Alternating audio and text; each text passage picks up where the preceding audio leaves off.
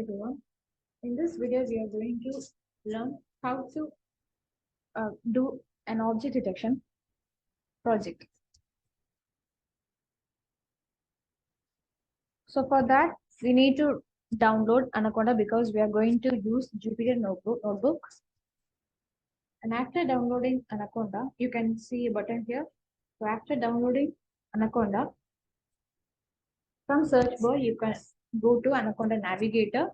You can see Navigator here. If you click on that, it will get open, and inside that there will be many IDEs for using Python. We are going to select Jupyter Notebook. So it will take some time. You can see this green circle, right? So that means it is getting loaded. Once it is done, you will see the main page of Anaconda Navigator. So here is the page. So from here, we are going to launch Jupyter Notebook. If you give launch, that means you can use Jupyter Notebook.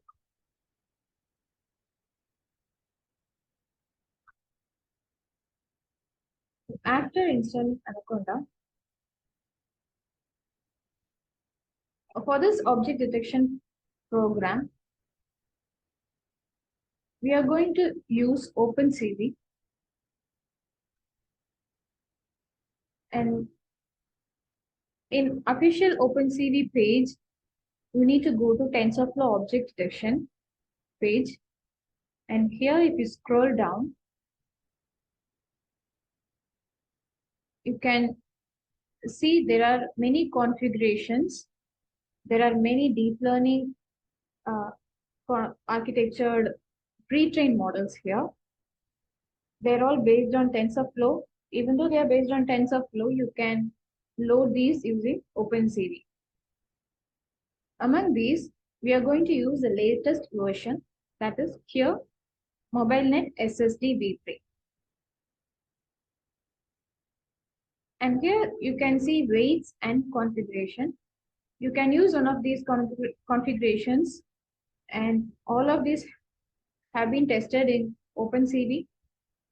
And as it is said here, that this choice depends on your model and TensorFlow version.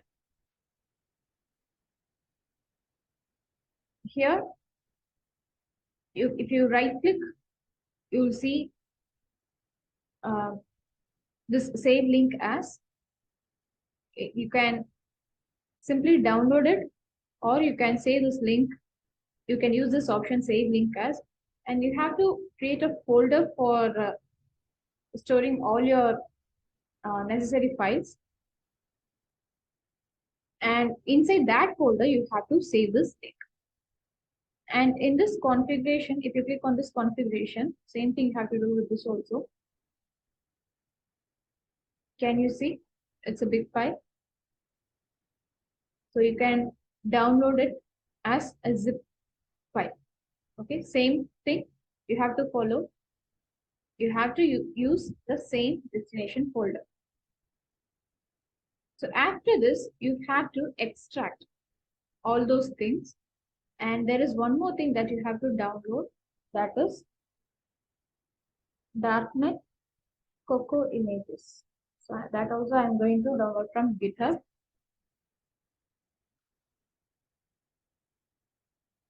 Can you see?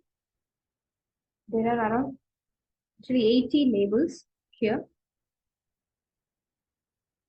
You can copy this and save it as a text file. That also you have to save it in your same destination folder. So after doing all these, I'll show you how it will look like.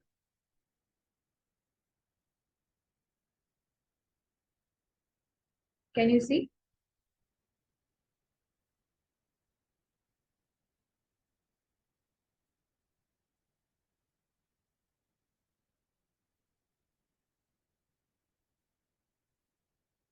So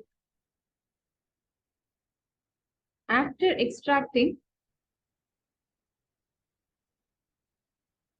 you will get this frozen interface graph that you have to copy and paste it directly under this folder.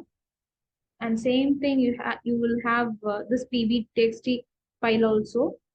So everything, and this label text, that also you have to store it here, which is this file. This file, you have to save it as a txt file in the same folder. And after completing all these steps, what you can do is you have to open your command prompt, anaconda prompt, sorry.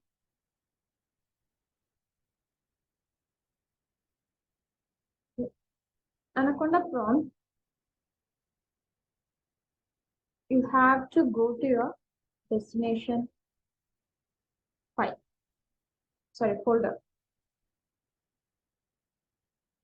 And you have to create a new environment for your project development.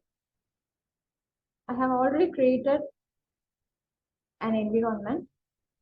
To create environment, the syntax is conda create name and your environment name. I have created over. After creating that, you have to activate your environment. Can you see here? This base has changed to OR1. Now, this is your environment. You are going to work using this environment.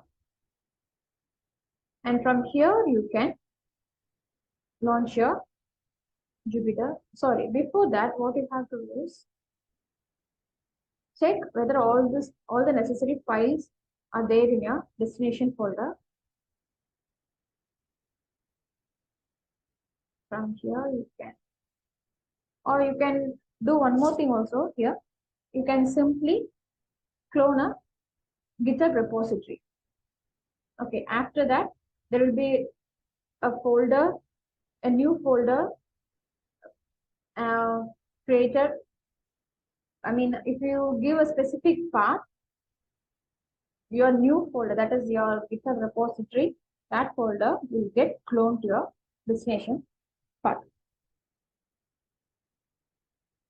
And from here, I'm going to open my Jupyter notebook.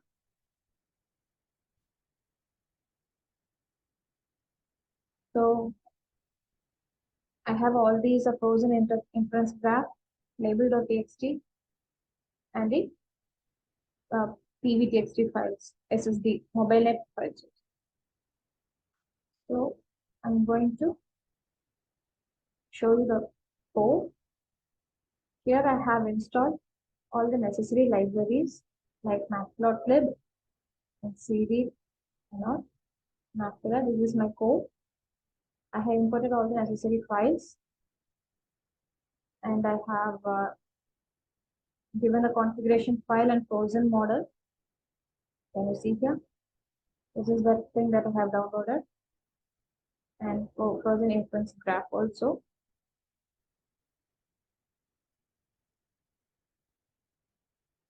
And here,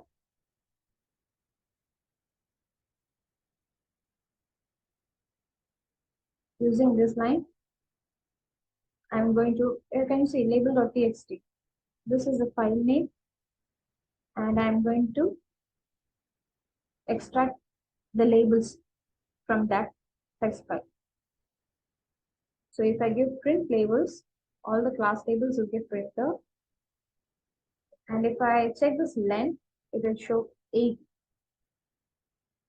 Okay. And here, scaling has been done. And the next step is to capture the video. And all these things for this actor identification. Here, the rectangle, to draw the rectangle boxes, we have given these codes here.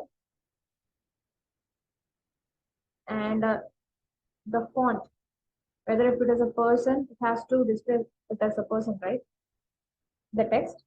If it is an animal, it should show, it should display the text as animal. So for that, we have this line, and this is for this flattening everything, and this output will be stored in class index and conference defaults.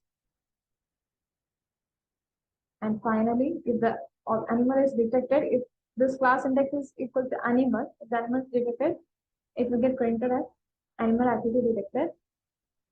And if you press Q, it will get executed.